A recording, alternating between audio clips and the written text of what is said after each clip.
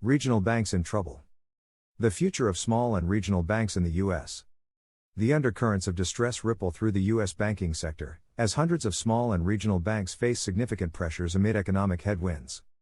Recent analyses by Fitch Ratings and consulting firm Claros Group have spotlighted this growing concern, revealing that a substantial number of these institutions are grappling with the dual threats of commercial real estate loans and elevated interest rates.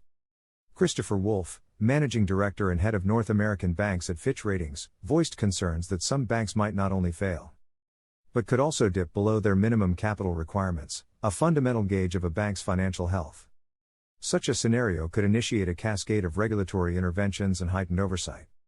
A detailed study by Claros Group assessed the financial health of approximately 4,000 U.S. banks.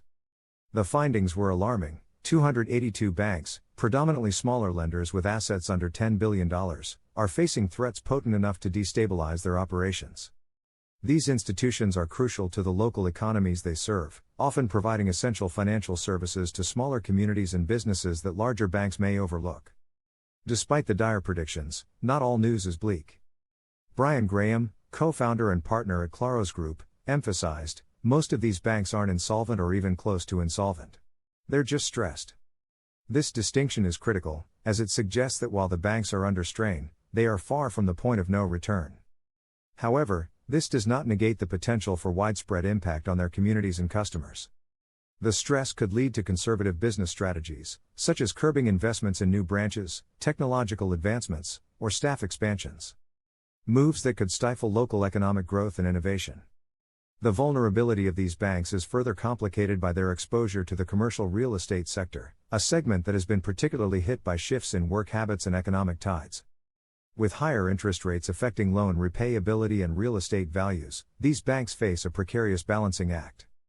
As this situation unfolds, the role of regulators and the safety nets provided by institutions like the FDIC become ever more pivotal.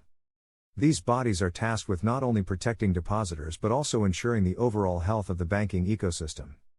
Their strategies and interventions in the coming months could well determine the trajectory of these small and regional banks. The ripple effects on communities and customers. The stress on small and regional banks is more than a story of financial statements and balance sheets. It's about the profound impacts these challenges can have on the communities and individuals they serve. The nuanced repercussions of a bank under financial duress extend far beyond its doors, influencing local business operations, employment, and even community development projects. When banks face the possibility of failing or scaling back their operations, the first casualties are often the ambitious plans for expansion and improvement. New branches, technological upgrades, and additional staffing, all crucial for service enhancement and community engagement, are put on indefinite hold. This conservative shift can stymie local economic growth, as banks are typically significant players in promoting financial activities and stability within their communities. Brian Graham of Claros Group notes that these cutbacks are subtle yet significant. Without new investments, communities may see reduced access to financial services, particularly in underserved areas that rely heavily on these smaller banks for loans, banking services, and economic development initiatives. The reduction in services not only affects the accessibility of financial resources but can also lead to a decrease in competitive options for consumers, potentially increasing costs and reducing service quality. Furthermore, the stress on these banks can lead to a cautious lending environment. Small businesses, often dependent on local banks for financing, may find it increasingly difficult to secure loans, directly impacting their ability to expand, innovate, or sometimes even continue operations. This credit squeeze can slow down the entrepreneurial spirit of a region, delay business growth, and increase unemployment rates. The personal impact on customers is also significant. While individual depositors with insured limits are protected, the broader financial health risks remain worrisome. Sheila Bair, former chair of the FDIC, reassures that deposits are secure up to $250,000. But the underlying banking instability can erode customer confidence and lead to a chilling effect on savings and investment behaviors. Moreover, the psychological impact on the community can be profound. Uncertainty about the stability of local banks can lead to financial anxiety, reduced consumer spending, and a hesitancy to engage in long-term financial commitments.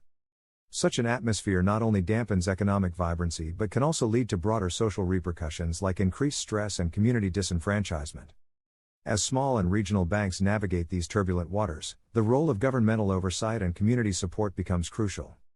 The ability of these institutions to rebound or stabilize will largely depend on the effectiveness of regulatory measures and the resilience of community responses. Strategies for stability and recovery.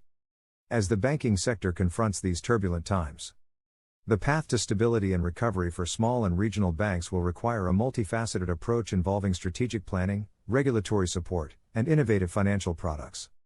The efforts to safeguard these institutions are not just about preserving business entities but about maintaining the lifeline of many communities across the U.S. Regulatory framework and oversight. Enhanced regulatory oversight will be pivotal in preventing potential bank failures and ensuring financial stability. Regulators may need to consider tailored measures for smaller banks, such as adjusting capital requirement thresholds or offering temporary relief from certain compliance burdens to help these banks manage stress without compromising their operational integrity.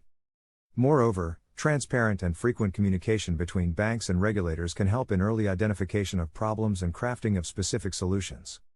Strategic mergers and acquisitions. For some banks, merging with or being acquired by larger entities could provide a much-needed cushion against financial instability. These strategic moves can help in risk sharing, cost reduction, and capital enhancement. However, it's crucial that these mergers are approached with a keen eye on maintaining competition and preventing monopolistic tendencies that could hurt consumers. Innovative financial products. To attract customers and secure a stable deposit base, banks may need to innovate their product offerings. Products that offer better returns, improved security features, or enhanced convenience could draw in more customers and deposits, providing banks with the liquidity needed to withstand periods of stress. Moreover, embracing technology such as online banking, mobile apps, and automated services can reduce operational costs and improve customer satisfaction. Community engagement and support. Banks should strive to maintain strong relationships with their communities. This includes not just providing financial services but also engaging in community development projects and educational programs that enhance financial literacy. Such initiatives not only build trust but also create a more financially aware customer base, which can lead to healthier banking practices within the community. Governmental and private sector support. It's also essential for governmental bodies to collaborate with the private sector to provide support mechanisms for banks facing downturns. Programs like guaranteed loan schemes, temporary tax reliefs, or direct financial injections can provide the necessary support to keep banks operational during critical periods. Finally, customers themselves play a crucial role. By staying informed about the financial health of their banks and understanding the safeguards in place, such as FDIC insurance, customers can make better decisions about where to place their deposits and when to seek financial advice. While the challenges facing small and regional banks are significant, the combined efforts of regulatory bodies, banks, communities, and customers can pave the way towards a more stable and prosperous financial future.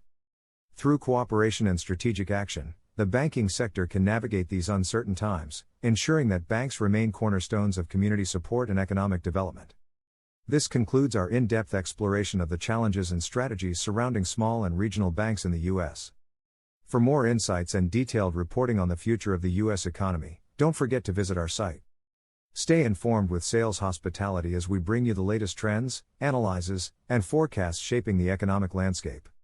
Your understanding is our priority. Join us to navigate these complex times together.